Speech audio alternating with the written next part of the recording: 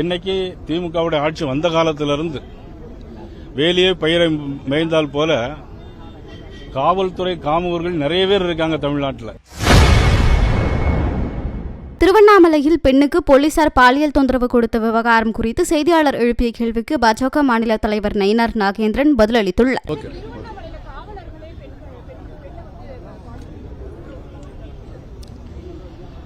இது ஏதோ இன்னைக்கு நேற்று நடந்த சம்பவம் இல்லை. அது என்னைக்கு திமுகவுடைய ஆட்சி வந்த காலத்திலிருந்து வேலியே பயிரை மேய்ந்தால் போல காவல்துறை காமுகர்கள் நிறைய பேர் இருக்காங்க தமிழ்நாட்டில்.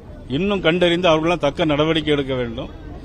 காரணம், காவல்துறையை தன்னுடைய கையில் வச்சக்கூடிய முதலமைச்சர் அவர்களுடைய கட்டுப்பாட்டில் இந்த காவல்துறை இல்லை. கண் திறந்த பெருந்தலைவர் காமராஜ் அவர்களுடைய நினைவு நாள்,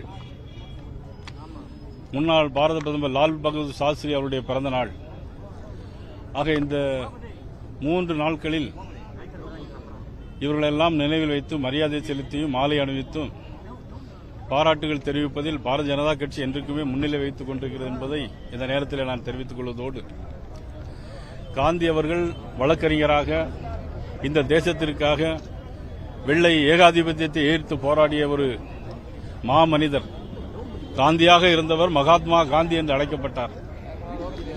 பெருந்தலைவர் காமராஜர் அவர்களோ இன்னைக்கு எல்லோரும் கல்வி படித்திருக்கிறோம் சொன்னா. செய்திகளை உள்ளது உள்ளபடி தெரிந்து கொள்ள ரெஃப்ளெக்ட் நியூஸை சப்ஸ்கிரைப் பண்ணுங்க.